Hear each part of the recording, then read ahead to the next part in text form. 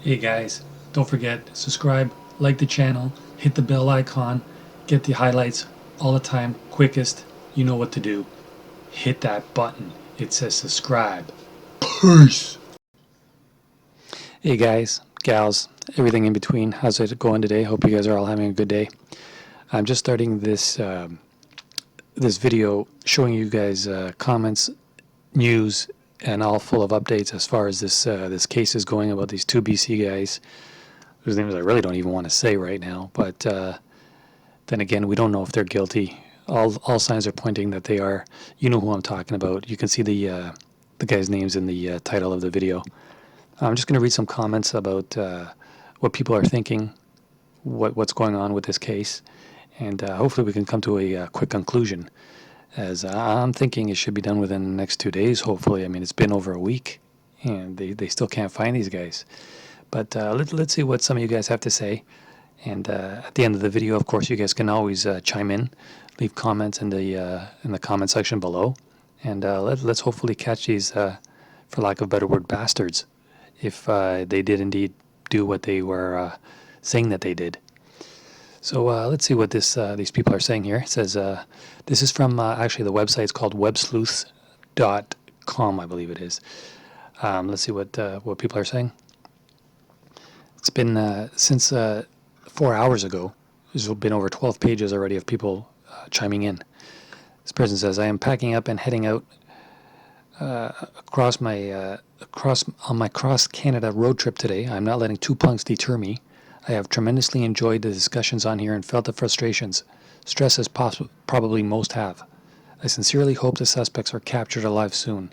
If they are not already deceased, if they are hiding out in someone's basement, I hope they man up and come out and face the music.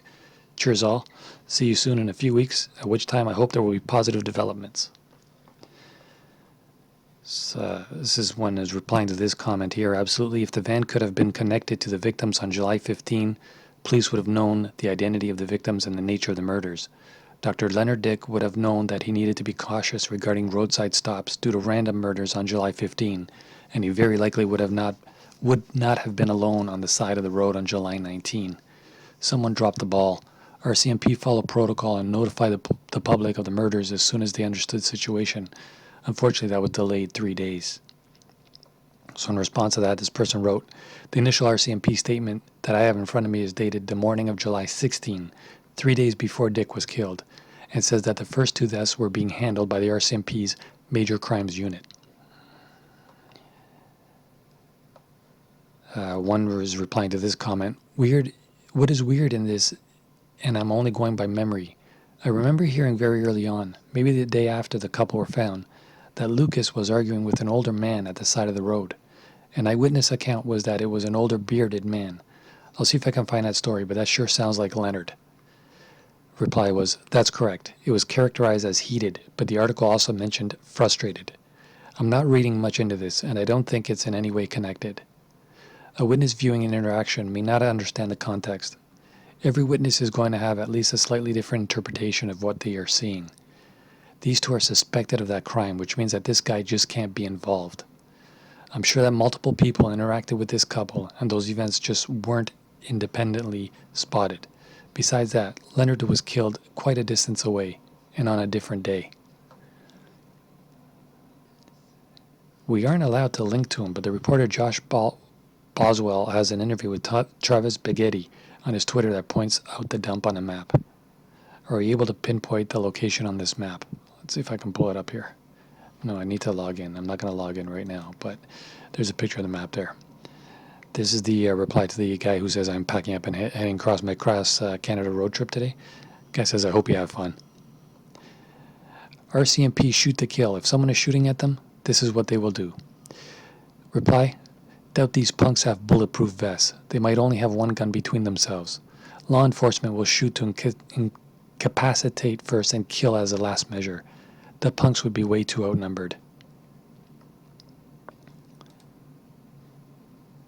Again. Absolutely. If the van could have been connected to victims, oh, this is the one where they were talking about the van. Reply was, although local media reporting the death the next day, July 16, but things are getting murky, And I can't recall when the big media outlets like CBC or CTV picked up the story. Another one with the stoppage.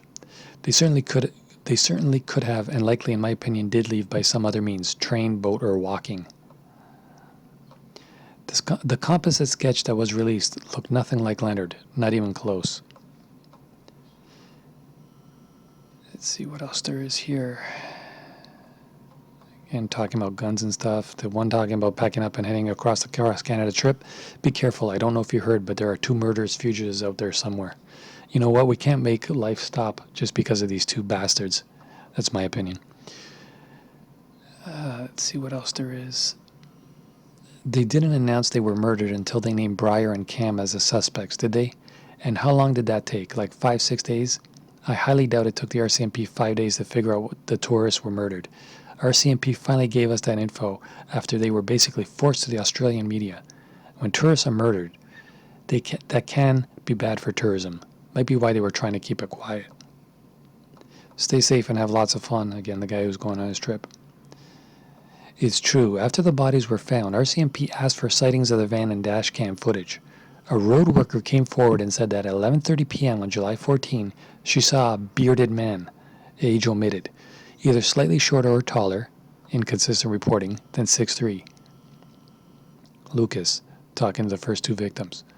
That information was released after the identity of the victims was confirmed, prior to knowing the identity. It could have been a husband pleading with his wife and her boyfriend. That news article includes a statement by the RCMP made on the morning of July 16, 3 days before Dick's death, that the RCMP Major Crimes Unit had been brought in. Have the 2 been formally charged with murdering Lucas, Fowler, and Chinatis? I know they have been charged with 2nd degree for LD. Any links to the charges are very appreciated. Let's fast forward to the last page, because there's a lot of pages on here. And as I said, if you guys want, let me know, and I can definitely continue this. As I just posted this video, there's still another new page after this one, so we'll continue for now, and you guys let me know what you think.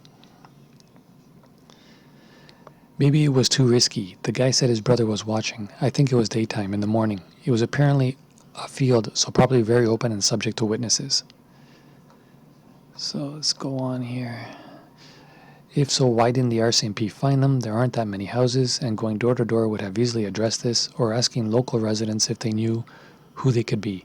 Unless, of course, the RCMP didn't bother going door to door because they were too busy chasing the bears away from the dump. This guy says, I've seen a lot of anti-police sentiment, but there's nothing to suggest that they just hung out at the dump and didn't check the area. Yeah, I don't know why it's so easy for people to blame the police. I mean, how much more do you want them to do? But anyways.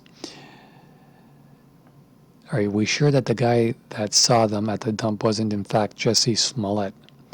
This is a community on edge, and eyewitness accounts are iffy at the best of times. Just because it's tip didn't pan out does not mean that people lied. Kind of hard to do when it doesn't run, and who knows what cell service was like out there. Yes, and cell service isn't up there. You need a satellite phone, or rely on a passing motorist to relay the message. Let's go on. A lot of people are still talking about the first few days.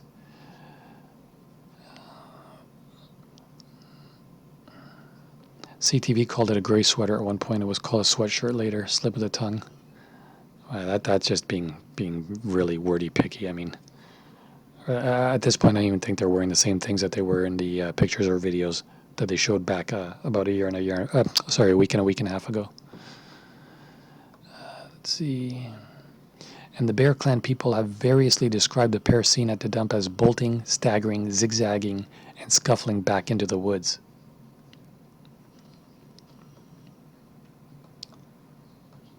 He was a botanist. His life was the forest. I think they're talking about Mr. Dick at this point. Do we know if they went door to door? I happen to believe that the sighting was valid. Okay, let's keep going here.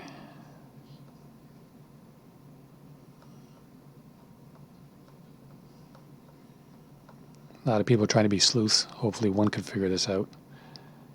But the bottom line is it's going to take the RCMP to come out and find them. A couple more posts and then we'll be done for now. Let's back to the campers. They're talking about the campers being burned.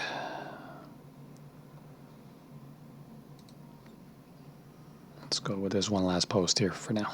It says here, "Hi, first timer here, and very much appreciating this community of sleuths. I am just south of BC in Washington State, USA, the other Washington, and I've been following this case since the initial CBC broadcast about the various missing people in BC. Having some knowledge of the incredibly difficult terrain the searchers have been covering, I am not surprised 2 young, fit, survivalist-minded teens have been able to evade detection for the past week or so. And before that, I am doubting they plan to go on a killing spree. I also think the bearded man seen with the couple was likely CM, seen at 11:30 p.m. by a road worker in passing. The beard and relative height in relation to LF may be the key to details focus on. Sounds like possibly an argument that escalated, leading to the slaughter and CM and BS being on the run.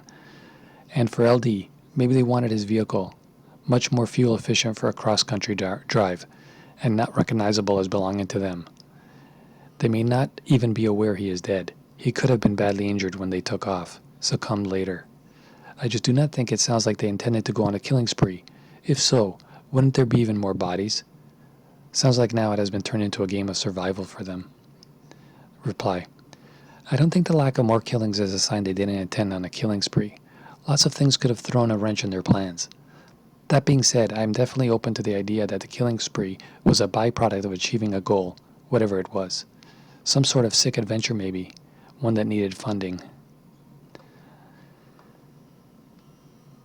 The search will continue, hopefully for not much longer. As I said, 2 days, hopefully at the maximum 2 days. What can I tell you? I'm going to post some various Twitter comments as well in my next video. Hopefully you guys will like that. I don't think I'm going to make a commentary on that one. I'm just going to let the comments scroll. Let me know what you guys think. Do you guys want me to continue this? I would appreciate any feedback on this. I know this is my first time really doing it this way, so it's going to be kind of shoddy, but if you guys can give me any kind of feedback, both positive and negative, I would appreciate it. Again, in the comments below. I will continue to follow this case and update you guys, and I appreciate if you guys can follow, like, and subscribe. As a new YouTuber, it's kind of hard to get subscribers first time out, but I'm doing my best, and hopefully giving you guys enough content that make it worthwhile for you guys to jump on board and follow me. And like I said, any kind of suggestions, I would really appreciate it. Thanks, guys, and I'll see you on my next video. Again, let's hope we catch these bastards ASAP. For now, I'm out. Peace.